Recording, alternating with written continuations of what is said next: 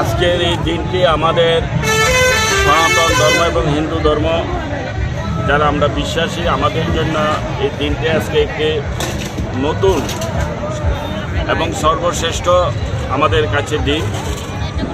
যে আমরা পূর্বপুরুষ থেকে শুনেছিলাম আমাদের রামায়ণ সম্বন্ধে, রামলীলা সম্বন্ধে, রামচন্দ্র সম্বন্ধে, যে আমাদের ভগবান প্রভু শ্রী রামের কাহিনী, যে রাম বনবাস ছিলেন 14 বছর এবং রামের পিতামহ দশরথ দেব পুত্রকে বলেছিলেন, আদেশ দিয়েছিলেন যে বনবাস যাওয়ার জন্যে। তো সেই রাম পিতার আদেশকে মান্যতা দিতে গিয়ে উনি 14 বছর বনবাসে ছিলেন এবং অনেক কাহিনী যুক্ত ছিল। আমরা জানি রাম আমাদের এই যুগের অবতার হিসেবে, ভগবান রূপ হিসেবে এখানে এসেছিলেন।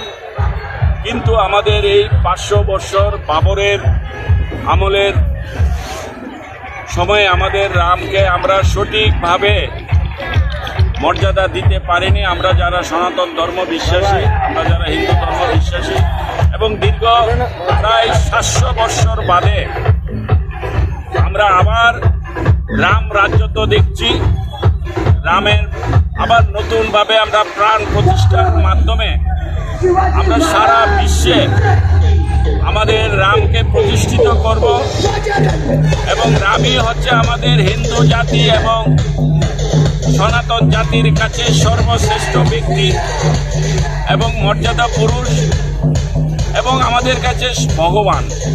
তো সেই জন্য আজ আমাদের ভগবানের প্রাণ প্রতিষ্ঠা হচ্ছে। সুতরাং আমরা সবাই আনন্দিত উল্লাসিত আমরা যারা আছি, এবং সেই আনন্দ উল্লাসিত থেকে আমরা আমাদের প্রতি মঠ মন্দিরে, ক্লাবে, পাড়ায় পাড়ায় পূজা অর্চনা হচ্ছে রামের জন্যে, এবং আমিও এখানে করছি।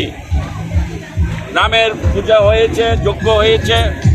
এখন আমরা এই রামের প্রাণ প্রতিষ্ঠা উপলক্ষে এবং ধর্মকে, আমাদের হিন্দু ধর্মকে, সনাতন ধর্মকে জাগ্রত করার জন্যে, আবার নতুনভাবে সুপ্রতিষ্ঠিত করার জন্যে আমরা আজকে দিনটিকে বেছে নিয়েছি।